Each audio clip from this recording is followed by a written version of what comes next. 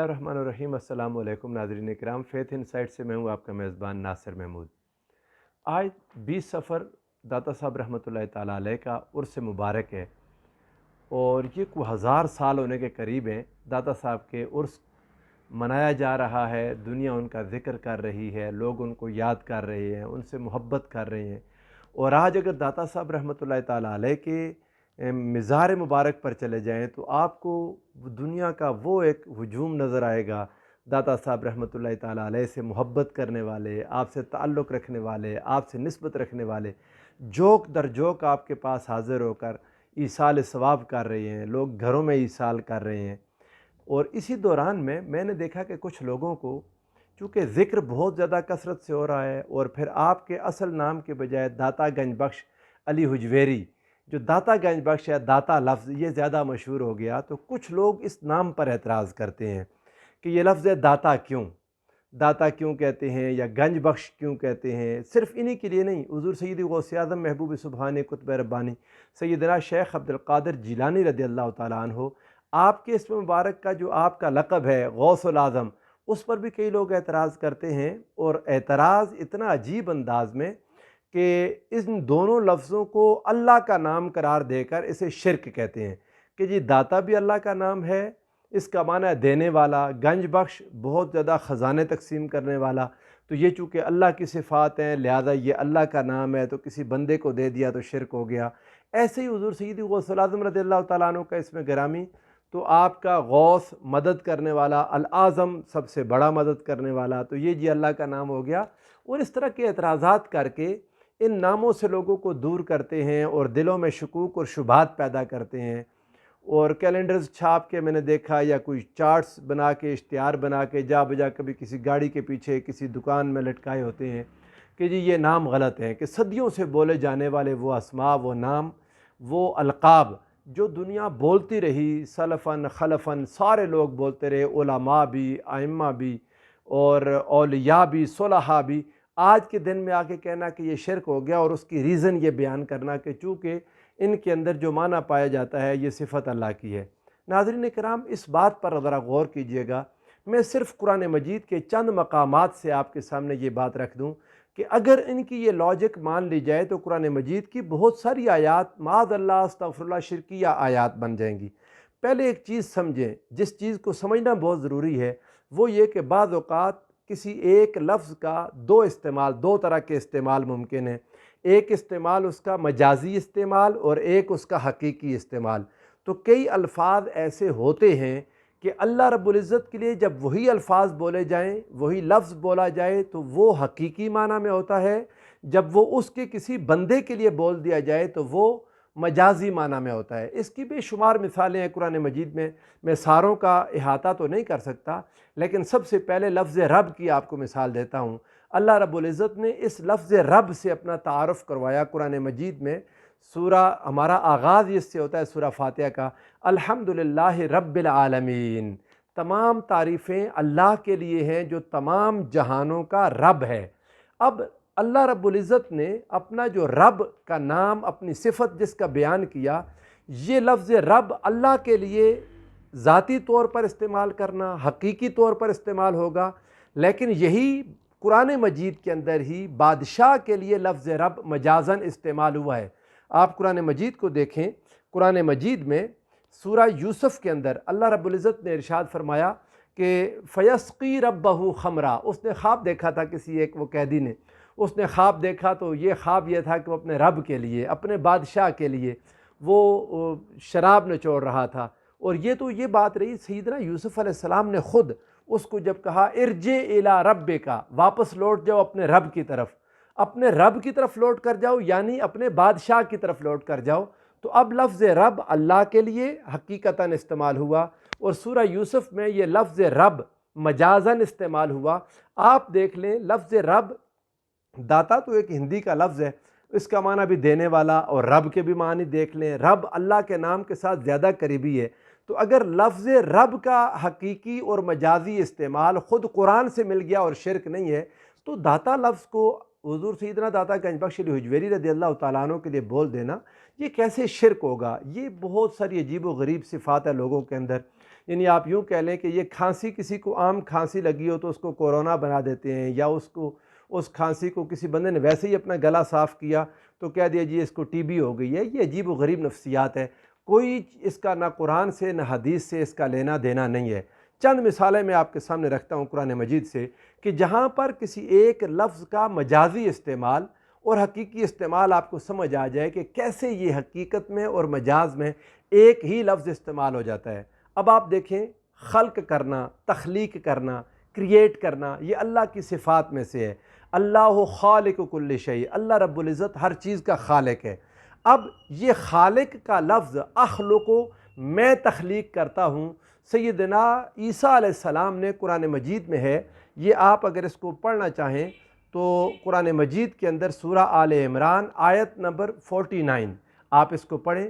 آپ نے کہا انی اخلق لکم من الطین کہیئۃ الطیر فانفخ فیہ فیکون طیرا باذن اللہ، کہ میں تمہارے لیے تخلیق کرتا ہوں، انی اخلق لکم، میں تمہارے لیے تخلیق کرتا ہوں مٹی سے ایک پرندہ، اور وہ پرندے کی طرح کا ہو جاتا ہے، پھر میں اس میں پھونک مارتا ہوں تو وہ پرندہ بن جاتا ہے اللہ کے حکم سے۔ یہ قرآن مجید میں دو مقامات پر ہے، سورہ المائدہ میں بھی ہے وَإِذْ تَخْلُقُ مِنَ الطِّينِ وَإِذْ تَخْلُقُ مِنَ الطِّينِ كَهَيْئَةِ الطَّيْرِ بِإِذْنِي، اس وقت اللہ رب العزت نے اپنی طرف اس کا مخاطب کیا کہ جب آپ پرندہ تخلیق کرتے ہیں، ایک تخلیق کرتے ہیں پرندے کی طرح کی ایک چیز مٹی سے، میرے حکم سے۔ اب یہاں پر تخلیق کی نسبت سیدنا عیسیٰ علیہ السلام نے اپنی طرف کی اور خود رب ذوالجلال نے بھی عیسیٰ علیہ السلام کی طرف کی، لیکن کوئی شخص یہ کہہ سکتا ہے کہ یہاں پر لفظ بِإِذْنِ اللہ شرک کو کاٹنے کے لیے، یہ وہ شرک ہے جو ان کے اپنے ذہنوں میں اس کو انورٹڈ کاماز میں لے رہا ہوں، جو ان کے اپنے ذہنوں کا شرک ہے، تو کوئی کہہ سکتا ہے کہ یہ شرک کو کاٹنے کے لیے بِإِذْنِ اللہ لگا دیا۔ میں آپ کو قرآن مجید کے کچھ اور مقامات دیتا ہوں۔ سورہ مریم آیت نمبر 19 آپ اس کو پڑھیں۔ سیدنا جبریل علیہ السلام روح الامین حضرت سیدہ مریم سلام اللہ علیہا کے پاس آئے، وہ پوری تفصیل آپ پڑھ لیں۔ اس وقت انہوں نے جب وہ ڈر گئیں تو ایک جملہ بولا سیدنا جبریل علیہ السلام نے، فرمایا انما انا رسول ربک لأہب لک غلاما زکیا، میں تمہارے رب کا رسول ہوں اور تمہارے پاس آیا ہوں اے سیدہ مریم تاکہ آپ کو ایک پاک صاف ستھرا نیک بیٹا عطا کر دوں، لأہبا تاکہ میں ہبہ کروں، میں عطا کروں۔ اب بیٹا دینا رب حبلی من الصالحین اللہ کی شان ہے، اللہ بیٹے عطا کرتا ہے۔ اب یہاں پر بیٹا میں دے دوں، سیدنا جبریل علیہ السلام نے یہ لفظ بولا اور ساتھ اس طرح کا بِإِذْنِ اللہ یا اس طرح کی کوئی چیز اور نہیں بولی۔ اب آپ یہاں فیصلہ کریں کیا ہوگا؟ کیا یہ جبریل علیہ السلام نے معاذ اللہ شرک کر دیا؟ نہیں۔ اللہ کے لیے جب لفظ وہب یہب ہبۃ اللہ کے لیے ہوتا ہے تو حقیقتاً ہے۔ سیدنا جبریل علیہ السلام نے جب بولا تو وہ مجازاً بولا، وہ مجاز اور حقیقت میں دونوں کا استعمال قرآن مجید نے آپ کے سامنے رکھ دیا۔ اس کے بعد اگر آپ نے مزید دیکھنا ہو تو رب ذوالجلال نے قرآن مجید میں یہ ایک مثال آپ کے سامنے اور رکھ دیتا ہوں، موت۔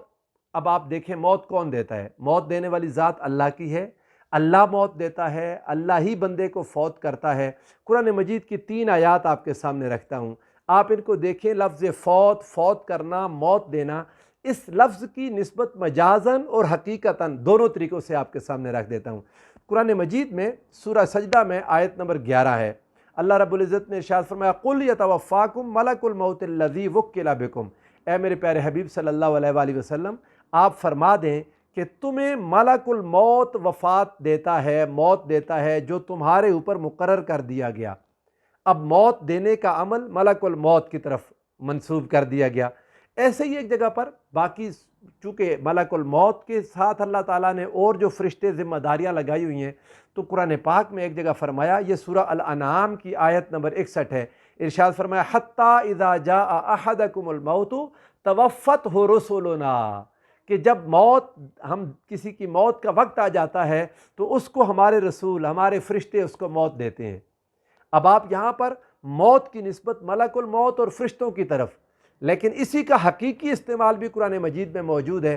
اللہ رب العزت نے سورہ الزمر کی آیت نمبر 42 میں ارشاد فرمایا، آیت نمبر 42 ہے، اللہ یتوفی الانفس حین موتہا، اللہ رب العزت نے ارشاد فرمایا جب کسی کی موت آتی ہے تو اللہ اسے فوت کرتا ہے، واللتی لم تمت فی منامہا فیمسک التی قضا علیہا الموت ویرسل الاخری الی اجل مسمی، آگے آیت ہے، لیکن اس کا پہلا حصہ ہماری گفتگو کا جو محور ہے، اللہ یتوفی الانفس حین موتہا، اللہ موت دیتا ہے جانوں کو، اللہ فوت کرتا ہے جانوں کو جب موت کا وقت آتا ہے۔ اب آپ اندازہ کریں، فوت کی نسبت، فوت کرنے کی نسبت اللہ کی طرف بھی، ملک الموت کی طرف بھی، فرشتوں کی طرف بھی، یہ ساری ہو گئی، لیکن شرک نہیں ہے۔ کیوں؟ اللہ کی طرف جب اس کی نسبت ہوئی تو وہ حقیقی ہے، اور جب فرشتوں کی طرف، ملک الموت کی طرف ہوئی تو وہ مجازی ہے۔ اس بات کو آپ قرآن مجید سے سمجھے، بہت آسان ہے، اتنا مشکل ہے نہیں جتنا ان لوگوں نے بنا دیا، اور لوگوں کو پریشان کرتے رہتے ہیں کہ جی لفظ داتا، داتا اور گنج بخش یہ تو اللہ کے لیے ہے۔ تو اللہ کے بندو، رب کے لفظ سے زیادہ اللہ کے لیے کون سا لفظ ہوگا؟ یہ تو داتا ہندی کا لفظ ہے، جو حضور داتا گنج بخش رحمۃ اللہ تعالیٰ علیہ کو آپ کے پہلے مرید، جنہیں شیخ ہندی کہتے ہیں، رائے راجو تھے، حضور داتا گنج بخش علی حجویری رضی اللہ تعالیٰ عنہ کے ہاتھ پر مسلمان ہوئے، بیعت کی، پھر اللہ نے ان کو وہ مقام عطا کیا ولایت میں اور تصوف میں۔ انہوں نے داتا گنج بخش علی حجویری رضی اللہ تعالیٰ عنہ کے لیے پہلی بار لفظ داتا بولا، یہ ہندی کا لفظ ہے، دینے والے، عطا کرنے والے۔ اب یہ گنج بخش کا لفظ یا داتا کا لفظ حضور سیدنا داتا گنج بخش علی حجویری کے لیے مجازن ہے۔ اللہ، وہ حدیث قدسی ہے، حضور نبی کریم صلی اللہ علیہ وآلہ وسلم نے ارشاد فرمایا، اللہ فرماتا ہے لا یزال عبدی حتی یتقرب الی بالنوافل حتی اکون سمعہ الذی یسمع بہا۔ وہ تفصیلی حدیث حضور علیہ الصلوۃ والسلام نے فرمایا، یہ حدیث صحیح ہے، حدیث قدسی، کہ میرا بندہ نوافل کے ذریعے میرے اتنے قریب ہو جاتا ہے کہ میں اس کے کان بن جاتا ہوں جن سے وہ سنتا ہے، میں ان کی آنکھیں بن جاتا ہوں جن سے وہ دیکھتا ہے، میں اس کے ہاتھ بن جاتا ہوں جس سے وہ پکڑتا ہے، میں اس کی ٹانگ بن جاتا ہوں جس سے وہ چلتا ہے۔ تو ولی کی عطائے خدا بن جاتی ہے، ولی کی گرفت خدا کی گرفت بن جاتی ہے، ولی جو کچھ دیتا ہے وہ خدا کا دینا بن جاتا ہے۔ جب خدا کی عطا، تو یہ لفظ اب مجازن اولیاء کے لیے استعمال ہو جاتے ہیں۔ اب اس کو آپ کبھی اس کو دیکھیں اٹھا کے قرآن مجید کے ان سارے مقامات کو، تو آپ کو یہ بات کلیئر ہو جائے گی۔ اور اگر اس طرح اعتراض کرنے لگ جائیں جیسے یہ لوگ اولیاء کرام داتا گنج بخش پر یا غوث الاعظم پر اعتراض کرتے ہیں، تو آپ دیکھیں حضور نبی کریم صلی اللہ علیہ وآلہ وسلم کے صحابہ کے القاب کو دیکھیں۔ حضور سیدنا صدیق اکبر رضی اللہ تعالیٰ عنہ ہمارے سروں کا تاج ہیں، آپ کا لقب ہے صدیق اکبر، سب سے بڑا سچا۔ اب اگر سب سے بڑا سچا کون ہے قرآن سے پوچھیں تو قرآن مجید کہے گا وَمَنْ أَصْدَقُ مِنَ اللَّهِ قِيلًا، اللہ سے بڑا سچا کون ہے؟ کوئی نہیں، اللہ ہی سب سے بڑا سچا ہے۔ تو پھر وہ صدیق اکبر حضرت ابو بکر کیسے ہوئے رضی اللہ تعالیٰ عنہ؟ صدیق اکبر سب سے بڑا سچا اللہ کے لیے حقیقتاً، اور صدیق اکبر رضی اللہ تعالیٰ عنہ کے لیے مجازاً، یعنی صحابہ میں۔ حضور داتا گنج بخش علی حجویری داتا ہے اولیاء میں، حضور غوث الاعظم غوث اعظم ہے اولیاء میں۔ آپ اس کا فوراً اٹھا کے مقابلہ رب ذوالجلال سے کروانے لگ جاتے ہیں، یہ کوئی بھی نہیں ہے، صرف ذہنی آپ کہہ لیں تنگی تکلیف ہے، سمجھ نہیں آتی کیوں اللہ رب العزت کے مقام کو نیچے کر کے اولیاء اور صلحاء کے برابر لاتے ہیں، اور ایسے الفاظ جن کا حقیقت اور مجاز دونوں میں استعمال درست ہے، ایسے لفظوں کا کسی جگہ پر دیکھ کر فوراً شرک کے فتوے لگا دینا یہ درست عمل نہیں ہے۔ اللہ تعالیٰ ہم سب کو اس کی سمجھ عطا فرمائے، اور اپنے اولیاء صلحاء کے ساتھ محبت نصیب فرمائے، اور ان کے ساتھ ایسا تعلق نصیب فرمائے جو زندگی بھر قائم و دائم رہے۔ اللہ ہم سب کی خیر فرمائے۔ والسلام علیکم ورحمۃ اللہ وبرکاتہ۔